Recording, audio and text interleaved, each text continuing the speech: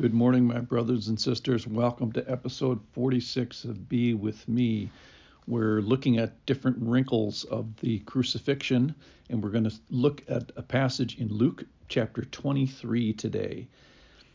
23:26. And as they led him away, they seized one Simon of Cyrene, who was coming in from the country, and laid on him the cross to carry it behind Jesus.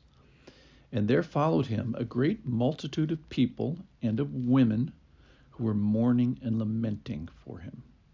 But turning to them, Jesus said, "Daughters of Jerusalem, do not weep for me, but weep for yourselves and for your children. For behold, the days are coming when they will say, Blessed are the barren and the wombs that never bore and the breasts that never nursed. Then they will begin to say to the mountains, Fall on us, and to the hills, cover us. For if they do these things, when the wood is green, what will happen when it is dry?" Let me just stop there for a second. So the women of the Bible here are honored once again. They're mourning and lamenting for what's happening to Jesus. So great, wonderful thing to their credit. Jesus quotes a couple passages from the Old Testament saying, "Don't weep for me, weep for yourselves, and even have the mountains fall on us, because things are going to get worse." If things are happening right now when the wood is green and an innocent man is being crucified, what's going to happen when the wrath of either the wrath of God, I think it's actually the wrath of the Romans, happens 40 years from now, when things are universally worse. So they're going to personally suffer. Unlike just here, it's just one person suffering. All right, so let me keep going here. This is verse 32 of Luke chapter 23. And two others who were criminals were led away to be put to death with him. And when they came to the place that is called the Skull, there they crucified him and the criminals, one on his right and on his left.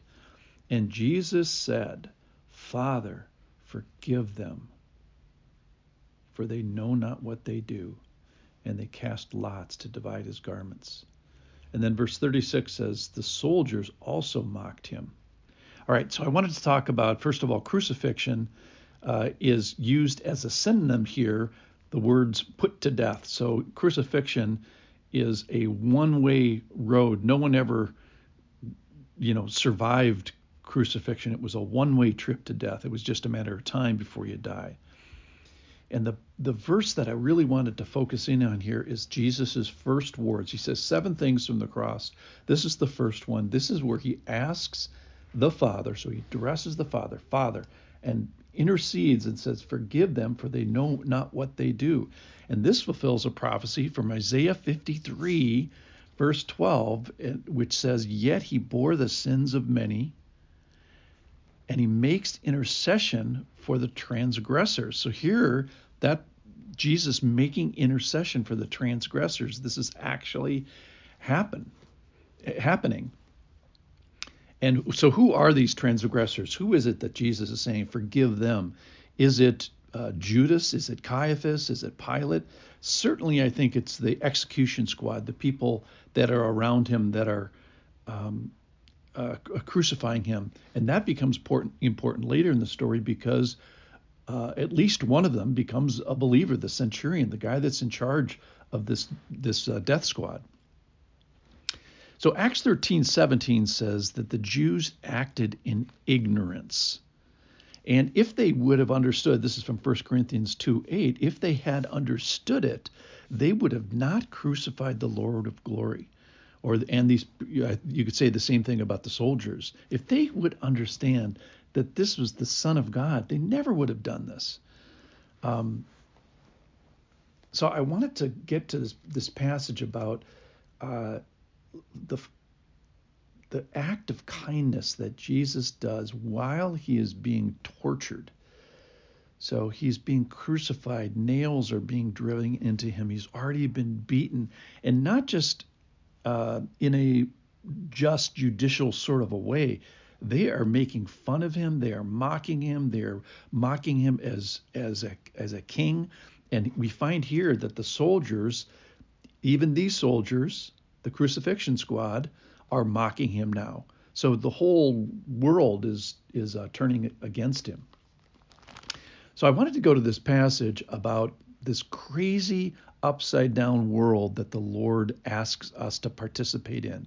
This is from Luke chapter 6:27. But I say to you who hear, love your enemies, do good to those who hate you, bless those who curse you, pray for those who abuse you. To the one who strikes you on the cheek, offer the other also, and from one who takes away your cloak, don't withhold your tunic either.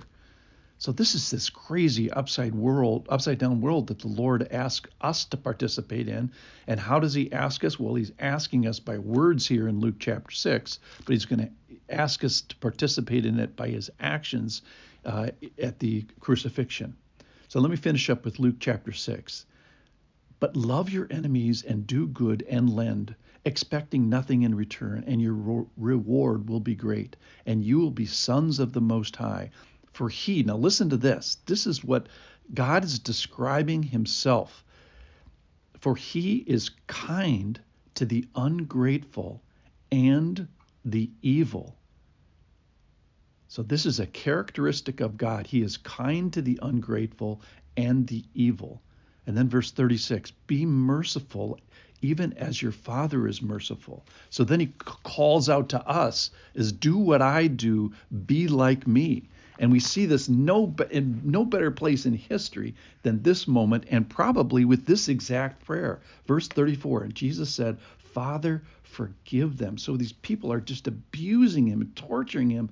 And he says, Father, forgive them. It doesn't end there. The centurion becomes a believer, but this is where the rubber meets the road of Christianity, and he's demonstrating this thing that you and I are supposed to do. So he's giving us an example to follow. What sin could be worse than this than crucifying the actual Lord? And he's forgiving it. So, ladies and gentlemen, is there someone you need to forgive today? Is there someone you need to suffer well through? So expect transgressions, expect ungratefulness, expect evil in the world, and then decide now how you're going to handle it when you face this. Using Jesus as an example, he intercedes for them. Father, forgive them, for they know not what to do.